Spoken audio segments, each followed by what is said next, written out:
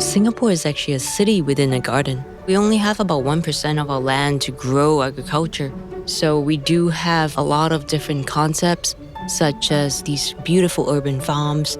My name is Janice, and I'm a chef and an artist. I was really inspired to become a chef because of my passion for chocolate and all things sweet. So I started this journey to plant 1,000 cocoa trees in Singapore. The vision was actually to produce cocoa for our next generation. My name is Rosio Sanchez, and I'm a chef. I started as a pastry chef working in Michelin restaurants, but I left pastry to cook Mexican food. I realized that more people should know how good Mexican food is.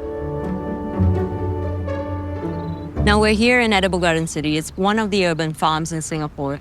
And urban farms are so important in this land-scarce city, Singapore, because it helps also to solve our issue of food security. And I get our produce fresh every single day. In the past, we never really had this.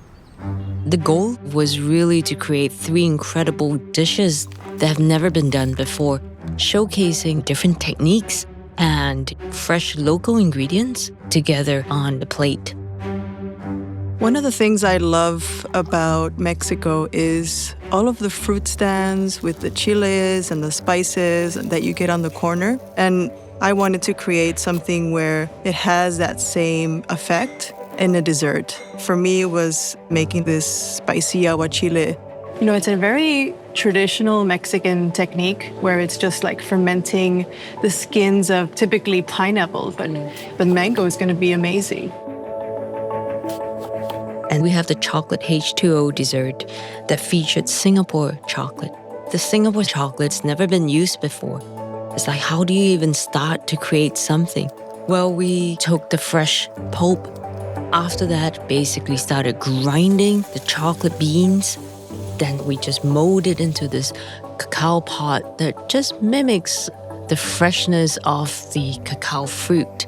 So when people crack into it, they can actually enjoy the mousse together with the fresh pulp.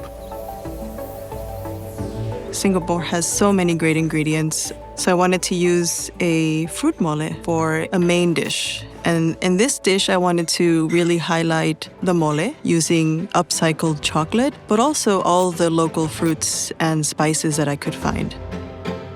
So Rosio and I wanted to really create 3 beautiful dishes that hero local ingredients and also techniques that were undiscovered.